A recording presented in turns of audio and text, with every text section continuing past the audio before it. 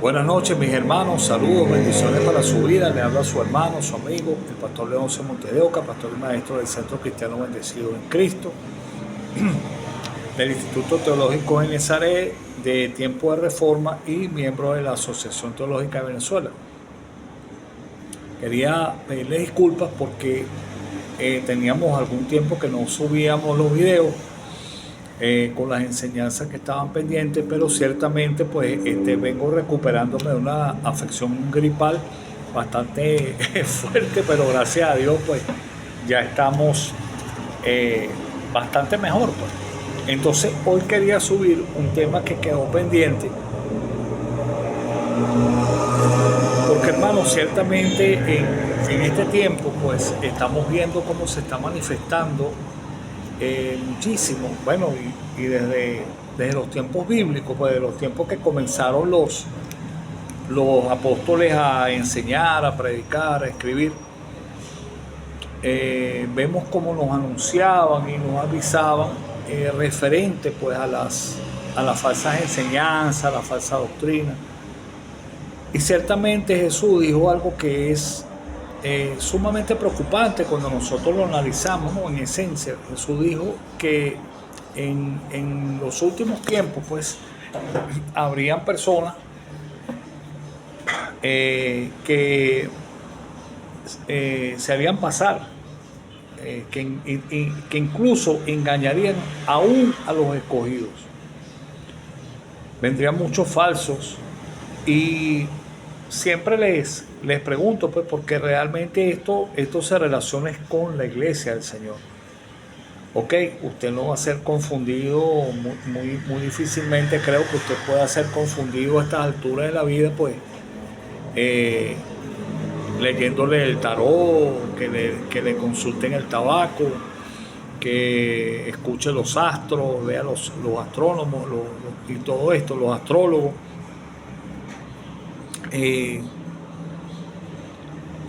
Usted es confundido con falsas doctrinas, con falsas enseñanzas, con personas que toman el evangelio pues para su beneficio, dándole una mala interpretación, Y hay un tema que es el que vamos a tocar hoy, que es el de la famosa llamada recompensa, ¿no?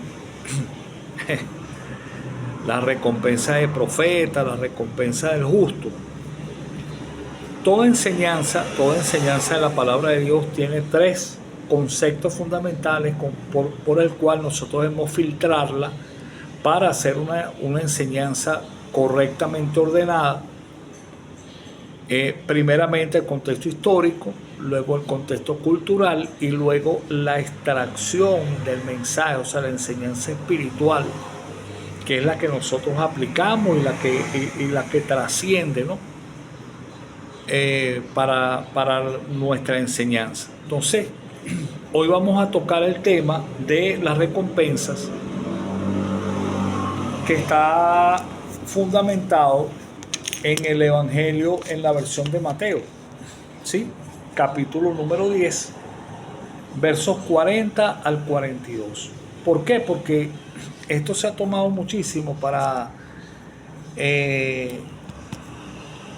lamentablemente, hermano, en algunos lugares, para darle el sentido de una recompensa material que tiene que tener el profeta por cuanto es profeta, el justo. Vamos a ver realmente a qué se refiere, vamos a ir al contexto histórico, vamos a ir al contexto cultural y vamos a hacer la extracción de esa enseñanza para aplicarla a nuestro tiempo, a la iglesia y a nosotros, ¿verdad? Pero lo primero que usted tiene que tomar en cuenta es que eso no tiene que ver nada con dinero. ¿Ok? Ni nada que tenga que parecerse a eso. Empezando por allí. Entonces, bueno, la intención de estos estudios, de esta enseñanza, es dar un enfoque bíblico-teológico de la palabra de Dios fundamentado en una enseñanza basada en una exégesis, basada en el conocimiento del contexto histórico, del contexto cultural y de de esa extracción de la enseñanza para nosotros. Entonces, dice así la palabra, vamos a leerla en el nombre de Jesús y bajo la bendición del Padre, del Hijo y del Espíritu Santo. Amén. Dice así la palabra del Señor. El que a ustedes recibe, a mí me recibe. ¿Quién está hablando? Está hablando Jesús. Le está hablando a los 12. En este momento no le estaba hablando a los 70, no, estaba hablándole a los 12. Y le dice, el que a mí me recibe, recibe al que me envió. Verso 41. El que recibe a un profeta, por cuanto es profeta, recompensa de profeta recibirá. Y el que recibe a un justo, por cuanto es justo, recompensa de justo recibirá. Y cualquiera que dé a uno de estos pequeñitos, pequeñitos delante de Dios, por cuanto es un vaso de agua fría, anote esto y téngalo esto en cuenta presente, porque esto tiene que ver mucho con el sentido de lo que es esta enseñanza. Y cualquiera que de uno de estos pequeñitos un vaso de agua fría solamente, por cuanto es discípulo, de cierto les digo que no perderá su recompensa. Amén. Ok, vamos a hacer la explicación, vamos a comenzar. Cuando nosotros leemos el contexto cercano, siempre es importante leer el contexto de la Biblia, más aún cuando hay conectores, ¿verdad? Ciertamente este versículo no comienza con un conector, pero tiene lo que antecede, y es muy importante entenderlo, ¿no? Cuando nosotros vamos al capítulo, nos damos cuenta en el capítulo 10 que el Señor había hecho la elección de sus 12 apóstoles y los había comisionado, les había dado una misión. Fíjense lo que dice Mateo 10, versículo 5, dice: a estos 12 envió Jesús y le dio instrucciones diciendo: por camino de gentiles no vayan, y en ciudades samaritanos no entren, sino antes vayan a las ovejas perdidas de la casa de Israel. Y yendo prediquen diciendo: el reino, escuche, el reino de los cielos se ha acercado. Sanen enfermos, limpien leprosos, resuciten muertos, echen fuera demonios. De gracia recibieron, de gracia den de gracia. No se provean de nada, ni de oro, ni de plata, ni cobre en vuestro cinto, ni alforja para el camino, ni de 2 túnicas, ni de calzado, ni de bordón, porque el obrero es digno de su alimento. Mas en cualquier ciudad o aldea que entren, informaos quién en ella sea digno. Este término digno, obviamente ninguno de nosotros somos dignos de recibir el mensaje, de recibir el amor, de recibir la misericordia de Dios. Es simplemente pues por su gracia, por su misericordia, porque Él es plació. El término digno allí tiene que ver con aquella persona que tenga el corazón dispuesto, que haya una disposición de corazón. ¿Por qué? Ya lo vamos a analizar más adelante, ¿no? Ahora dentro de un momento. Y dice, más en cualquier ciudad o aldea donde entren, infórmese quién sea digno y posen allí hasta que salgan. Y al entrar en la casa, salúdenla. Escuche esto. Y si la casa fuere digna, o sea, hubiera una disposición de corazón, vuestra paz vendrá sobre ella. Acuérdense que Jesús hubo un momento muy importante en que dijo: mi paz les dejo, mi paz les doy, no como el mundo la da, yo la doy. Pero sigue diciendo, mas si no fuere digna, o sea, si no hay una disposición de corazón para recibirlos, ¿ok? Su paz vuestra paz se volverá a ustedes. Y si alguno no lo recibe, ni oye vuestras palabras, salgan de aquella casa o ciudad y sacudan el polvo de sus pies. De cierto les digo que en el día del juicio será más tolerable el castigo para la tierra de Sodoma y Gomorra que para aquella ciudad.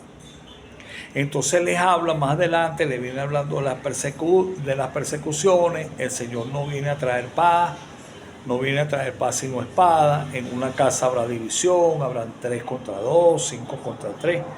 ¿Ok? Todo esto el Señor está diciendo claramente que habrá muchos, y habrá muchos que los entregarán y los perseguirán por causa del mensaje del Evangelio. Acuérdense que muchos profetas que llevaron la profecía mesiánica fueron, acuérdense que Jesús lo dijo en una oportunidad, creo que en Mateo 23, no recuerdo el versículo, donde le dice: Jerusalén, Jerusalén, que matas a los profetas y apedreas a los que te son enviados. ¿Cuántas veces quise juntarlos como la gallina sus polluelos bajo las alas y no quisiste? Recuérdense que el mensaje del Evangelio es transmitir el reino de Dios a los hombres. En un mundo y en un reino y en un sistema que es totalmente anticristo. ¿Ok? Pero ya vamos a entrar en materia referente propiamente a los 3 versículos que estamos hablando. Solamente estamos abarcando el contexto para que ustedes darle entrada a lo que es el contexto histórico, a lo que es el contexto cultural. Porque el Señor viene hablando de esto, porque habla del vaso de agua fría y todo esto. ¿Ok? Vamos a ver, Dios permita que podamos terminar en una sola entrega, si no lo vamos a hacer en 2. Pero es importante enseñar correctamente, porque ese es el problema muchas veces. Pues se enseña a destajo, se enseña a conveniencia, se enseña según lo que yo quiera transmitir, lo que la persona quiera transmitir, y no lo que realmente la Biblia enseña. ¿Ok? Entonces, el Señor dijo incluso que a quién se debía temer, que no temieran a los que matan el cuerpo, sino a aquel que puede destruirnos totalmente, que puede acabar el alma y el cuerpo. Pero fíjense lo que sigue diciendo. Y luego dice, antes de comenzar con la recompensa, dice en el versículo 34, no piensen que he venido para traer paz a la tierra. No he venido para traer paz sino espada, porque he venido a poner en disensión el hombre contra su padre, la hija contra su madre, la nuera contra su suegra, y los enemigos del hombre serán los de su propia casa. El que ama a padre o madre más que mí no es digno de mí. El que ama a su hijo o hija más que a mí no es digno de mí. Y el que no toma su cruz y me sigue en pos de mí, no es digno de mí. Y dice algo muy importante, dice: el que haya su vida la perderá, y el que perdiere su vida por causa de mi nombre la hallará. Entonces habla de la recompensa. Cuando está tocando el tema, escuche esto, del vaso de agua fría solamente, está haciendo referencia a esa ley famosa, conocida y aplicada por los israelitas en toda Jerusalén, en las regiones circunvecinas, la famosa llamada ley de hospitalidad. ¿Ok? No es una ley escrita como tal, pero era una ley tácita, que era prácticamente una obligación como un mandamiento divino. Y vamos a hablar un poco de esto, porque es importante para que usted vaya entendiendo lo que es el contexto cultural, ¿ok?, de referente a esto. Existen 7 particularidades referentes muy importantes sobre la ley de hospitalidad. Primero, era prácticamente un mandamiento divino. Es como Dios mismo, porque estaba profundamente arraigada y era una obligación social y religiosa. Pero no todo el mundo la practicaba o no la practicaban completamente. Acuérdense que también hay una oportunidad donde Jesús le dice en la casa de Simón el fariseo, le dice: entré a tu casa y no serviste, no pusiste agua para lavar mis pies. Esa era una de las características de la ley de hospitalidad, pero vamos a ir paso a paso, ¿ok? Porque Muchas veces las personas consideraban que no era digno estar allí o, o, o diferentes razones o simplemente muchos que lo hacían por obligación, pero era una ley como Dios mismo estableciéndola. Entonces, una de las primeras características es que era un mandato de Dios. No solo era una costumbre, sino un mandamiento de la misericordia de Dios. Y tiene su base en Deuteronomio, capítulo número 10, versículos 18 y 19. Donde expresa a Dios a hacer justicia al huérfano, a la viuda, al pobre y al menesteroso y al extranjero. Esto es muy importante que usted lo entienda. Esa era una de las condiciones fundamentales de esa ley de hospitalidad. Acuérdense que ese hecho es tan notorio que en el mismo libro a los Hebreos, el capítulo 13, versos 2 y 3, dice: acuérdense de la hospitalidad, porque por medio de ella muchos albergaron ángeles sin saberlo. Y luego habla de visitar al preso, al que está enfermo y todo esto. Recuerden que Jesús varias veces citó la ley de hospitalidad. Dijo: porque estuve preso y no me visitaste, tuve hambre, no me diste de comer, tuve sed, no me diste de beber, estuve desnudo y no me vestisteis. Y le dijeron: Señor, ¿cuándo estuviste así? Y él le decía: por cuanto uno de mis hijos estuvo así, a mí también me lo hiciste. Entonces vayan tomando en cuenta esto porque es muy importante. Ahora vamos a entrar más en profundidad referente a esto.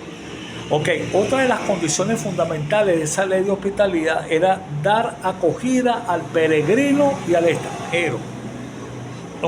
Como si recordando que ellos, los hebreos, una vez también fueron extranjeros y peregrinos, específicamente en tierra de Egipto, primeramente. Y, versículos base sobre esto: Éxodo 22:20, Deuteronomio 10:19 y Levítico 33:34. Otra de las características de esa ley de hospitalidad era proveer para las necesidades básicas de la persona necesitada. Esto implicaba proporcionar refugio, descanso, agua, ya sea para tomar, para asearse, para lavar los pies, comida e incluso albergue o habitación. Noten esto porque ya vamos a entrar en materia también referente a por qué está haciendo referencia a esto. Pero vamos primero para que usted entienda el contexto de lo que es la ley de hospitalidad, o lo que era y lo que sigue siendo. Lo que pasa es que tal vez ya no es muy practicada, pero en esos tiempos bíblicos sí lo era. Otra de las características fundamentales era la de dar lo mejor con generosidad y abundancia, como lo hizo Abraham en Génesis 18. ¿Se recuerdan? Otra de las características es, dar lo mejor. Esto significa que cuando usted le va a dar comida a la persona, no le va a dar el pan viejo que tiene ahí, no le va a dar la arepa que está más fría, que quedó más fría ahí, que quedó de ayer. No iba a sacar el recalentado, no iba a de repente buscar de la alacena la sardina que ya están por vencerse para darle. No, era de lo mejor, incluso de la comida que tú estás comiendo. Y si no, prepararlo mejor. Porque era como una especie era como ese acto de fe y referencia, porque incluso muchas personas manifestaban que a través de eso es como la Shekinah misma, la misma presencia de Dios estaba habitando en esa persona necesitada. Entonces es muy importante que entendamos esto, y ahí viene la cita de Hebreos 13, versículos 2 y 3. Ahora fíjense esto, y esto es tremendo, porque una de las características también fundamental de la sexta de las 7 más importantes que marcan la ley de hospitalidad es que incluso el enemigo, basado en Proverbios 25, 21, 22, recuerden que Jesús también lo citó cuando dijo: si tu enemigo tiene hambre, dale de comer; si tuviere sed, dale de beber. Proverbios 25, 21, 22 cita también, dice: porque haciendo esto ascuas amontona sobre sobre su cabeza y dice, y yo pagaré. Vamos a leerlo un momentico para que usted vea lo importante que es este proverbio y aclarar algo que durante mucho tiempo también ha sido malentendido por muchos creyentes, ¿no? Proverbio 22, Proverbio 25. Proverbio 25, 21, 22 dice, ¿ok?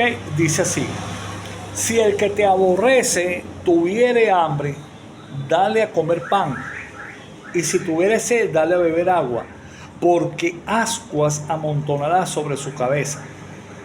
Recuerda lo que dice la palabra en Romanos 12:20. Ok.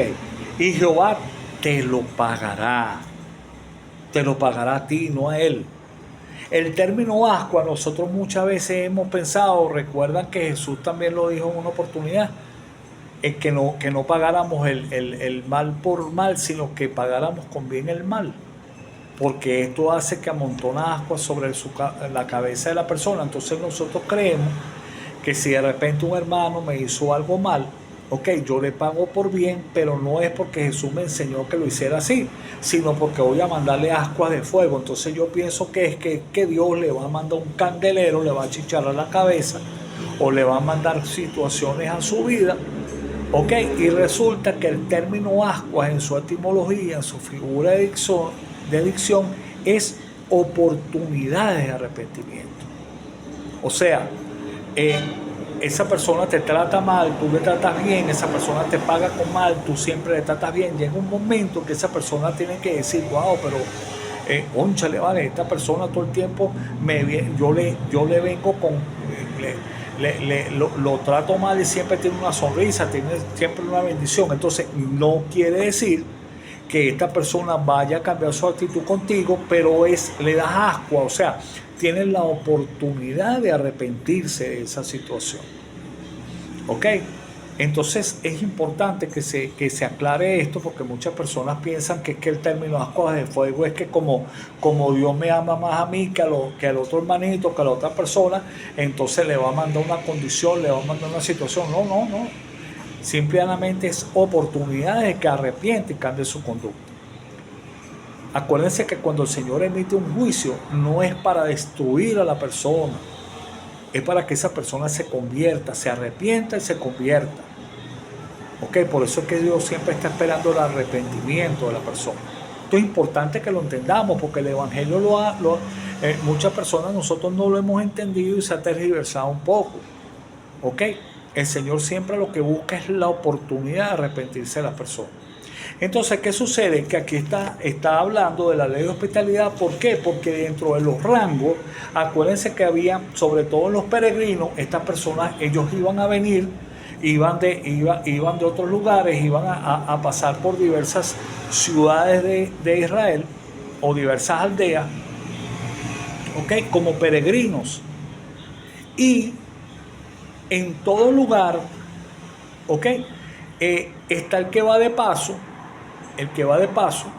que muchas veces lo mínimo, la regla mínima de hospitalidad para un peregrino, para un viajante, para un extranjero, es darle un vaso de agua fría solamente. ¿Ok? Luego estaba ya el que se aseara, el que se limpiara los pies, el darle albergue, el darle comida e incluso que se quedara. ¿Ok? ¿Qué es lo que pasaba? Y por eso vamos a hacer la lectura fundamental, que es la que tiene el fundamento de esto. Está basado en Eliseo la Tsunamita. ¿Ok?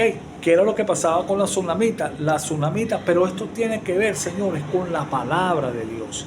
Acuérdense que ellos iban a llevar la palabra, ellos iban a llevar el mensaje, ellos iban a decir lo que dijo Jesús originalmente al hombre, primeramente cuando apareció en su ministerio como tal. Arrepiéntanse y conviértanse, porque el reino de los cielos se ha acercado a nosotros.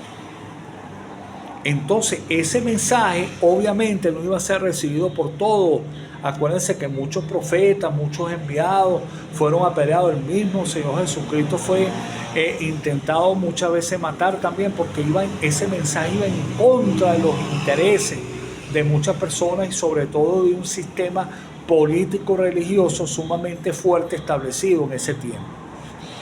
Entonces el llevar el mensaje de un reino que era espiritual, de un mensaje de buenas nuevas de salvación a los hombres, muchas veces no iba a ser bien recibido. Ok, entonces era importante. Entonces, ¿por qué hace la referencia acá? Pero ya vamos a seguir en esta línea para poder darle la explicación correspondiente. El Señor lo que estaba buscando era ese mismo término digno, un corazón que estuviera dispuesto, que estuviera presto a recibir la palabra. Ok, entonces, ¿qué pasaba con la tsunamita? La tsunamita recibía al profeta, pero no lo albergaba, hasta que por fin entendió. Yo quiero leerles segundo libro de Reyes, capítulo 4, versículo 8 en adelante. Dice: aconteció también que un día pasaba Eliseo por Sunem, y había allí una mujer importante que le invitaba insistentemente a que comiese, o sea, practicaba la ley de hospitalidad con él, ¿ok? Y cuando él pasaba por allí, venía a la casa de ella a comer. Obviamente él le hablaba, ¿ok? Le hablaba de la palabra, le hablaba de la Torá, pero le hablaba también de ese Mesías que habría de llegar, y le enseñaba lo que eran los principios de ese reino maravilloso, ¿ok? Ya colocado en los corazones de los profetas, ¿ok? Pero fíjense esto. Y ella, vea el versículo 9, dice: y ella dijo a su marido: he aquí, ahora yo entiendo, este siempre pasa por nuestra casa. Este que pasa por nuestra casa es varón santo de Dios. Yo te ruego, escucha, que hagamos un pequeño aposento de paredes y pongamos cama. Cada una de estas cosas que coloca allí tienen un sentido, pero no lo vamos a explicar ahora porque se nos va a hacer mucho más largo el mensaje. Y porque esto es tema también de otra predicación y lo vamos a decir en su momento. Pero anoten todos estos temas: cama, silla y candelero, para que cuando Él viniera a nosotros se quede en Él. ¿Ok? Y aconteció que un día vino, ya tenía el albergue. Entonces, pero esto es simbología, señores, de la palabra. ¿Cómo recibe usted la palabra? Fíjense que todo esto acontece. Y mira, es que es tan maravilloso este versículo, porque este capítulo, porque fíjate que le dice, una vez que lo alberga, él la manda a llamar y le dice que qué desea. Que qué desea, si quiere que hable con algún principal, no, ya todo eso, a mí no me hace falta nada de eso, le dice. Pero entendió verdaderamente cuál era la necesidad de esta mujer. Y el niño tiene que ver con la visión, tiene que ver también con propósito, ¿ok?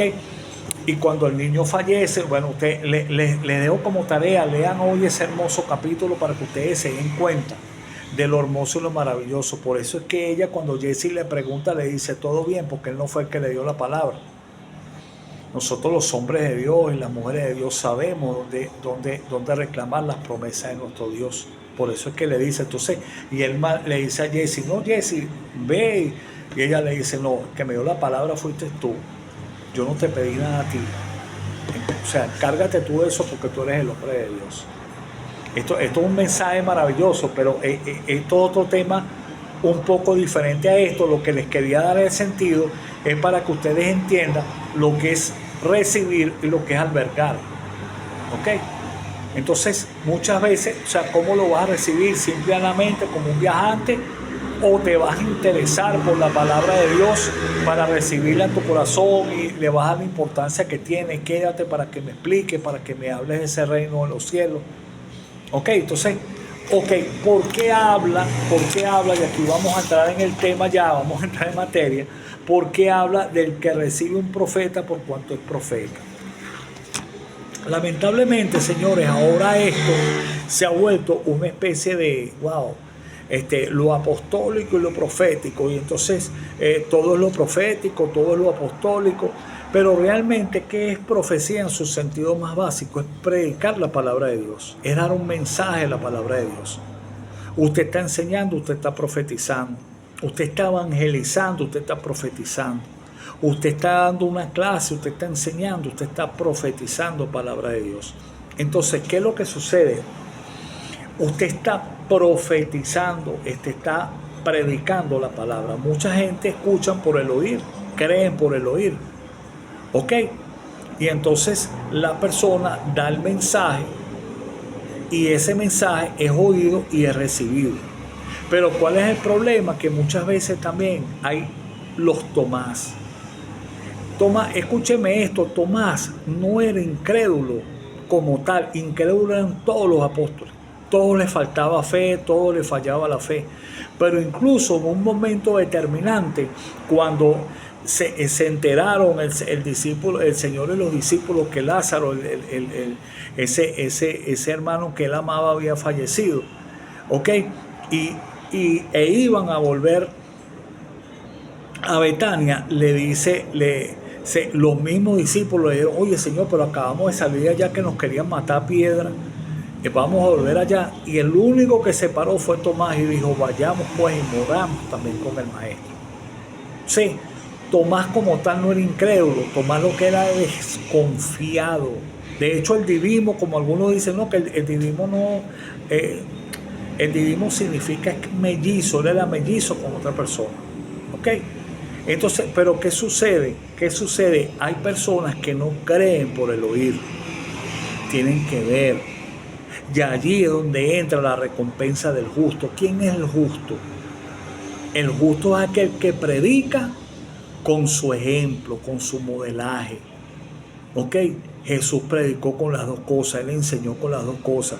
Por eso es que Cleofas dijo al mismo Jesús, hablando de Jesús, que no lo conocía, en ese momento no estaba velado, una especie de velo para no poderlo ver claramente, le dijo de Jesús Nazareno, que fue varón profeta, poderoso en obras y en palabras. El término obras allí no tiene que ver solamente con milagros, con obras, con sanidades, prodigios, no, tiene que ver con su conducta. Acuérdense que uno de los deberes fundamentales del maestro sobre el talmidim, sobre el discípulo, era el modelar con su ejemplo. Y el alumno, el talmidim o el discípulo, copiaba incluso el gesto, las acciones de su maestro.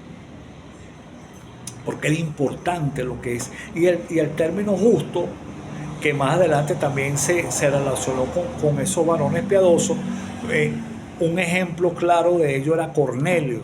¿Sí? Cornelio no vivía con una Biblia bajo el brazo, no se la pasaba predicando, no andaba con una corbata para arriba y para abajo todos los días, no, pero era un varón justo. ¿Por qué? Porque hacía obras de justicia, hacía misericordia y caridades. ¿Ok? Y todas estas acciones eran vistas por Dios. ¿Ok? Entonces, y ahí es donde viene el problema con los Tomás. Usted sabía, ay papá, usted sabía que no todos los profetas son justos, no todo el que profetiza es justo. Por eso mucha gente, por eso tú entras en conflicto con el Tomás que tienes en tu casa, tú entras en conflicto con el Tomás que tú tienes en tu trabajo o donde quiera que tú te mueves, porque no han creído en el evangelio que tú les profetizas.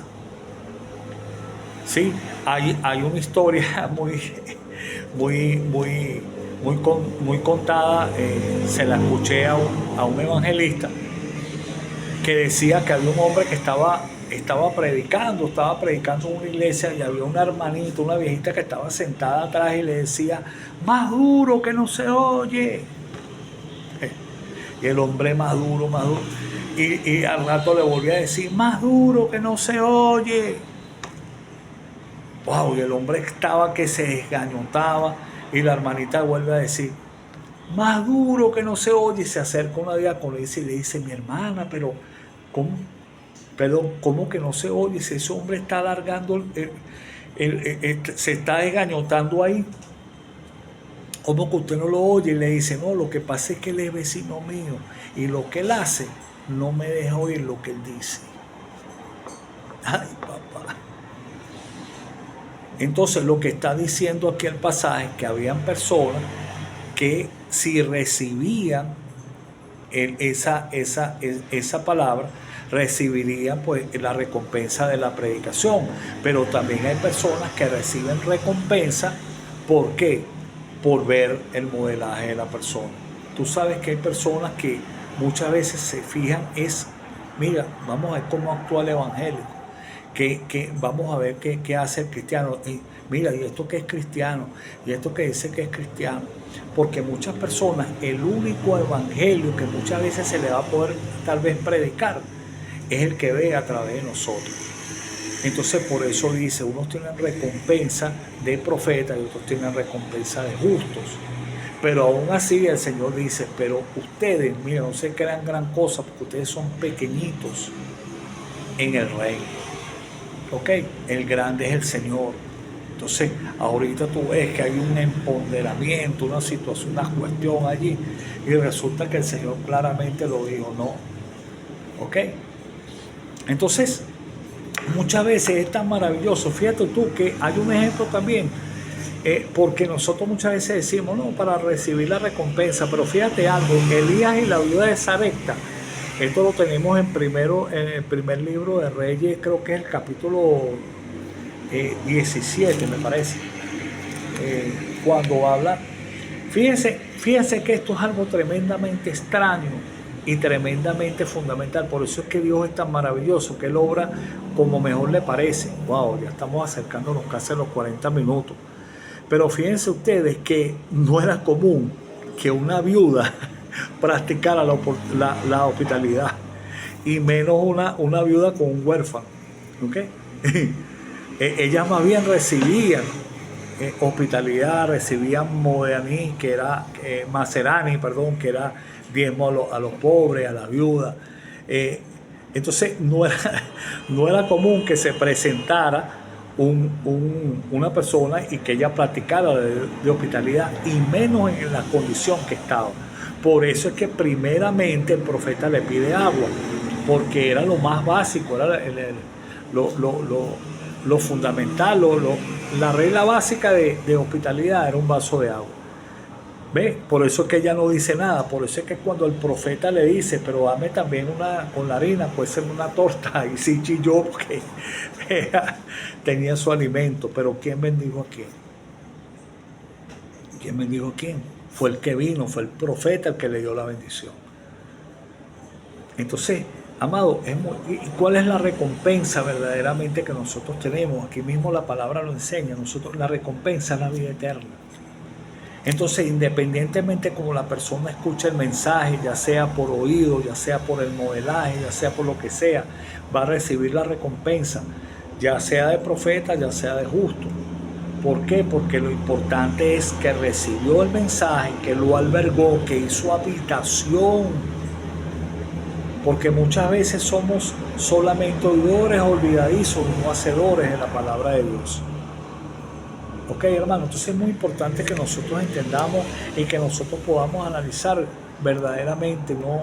Yo ahora me doy cuenta, como hay muchas personas que están buscando los textos bíblicos como para sacarle la parte económica, como para, wow, señores, y esto es muy grave, porque ciertamente sí hay algunos versículos, como no, de algunos capítulos que nos hablan de la finanza, de cómo administrarnos y todas estas cosas, y cómo, pero cónchale, pero usted también tiene que estar muy claro de que hay versículos que son fundamentalmente guiados para llevar a las personas a conocer a Jesús. Y la palabra claramente lo enseña. De gracia recibiste, da de gracia. Entonces, este mensaje quería transmitírselo. Quería que ustedes pudieran analizarlo en su corazón, que estudien bajo estos contextos, vean la palabra, que no se queden solamente con lo que diga el versículo, examinen el texto. ¿Ok? Fíjense que incluso el capítulo 11 dice, cuando Jesús terminó de dar estas instrucciones a sus 12 discípulos, se fue de allí a enseñar y a predicar en las ciudades de ellos. Okay, entonces, y aquí más adelante, cuando Juan hace la pregunta si era él o esperaban otro, esto es tremendo, esto lo vamos a dejar para otro mensaje, porque Esto tiene una gran contenido, una gran cantidad de carga espiritual también para nosotros, porque muchas veces en medio de las pruebas nosotros dudamos.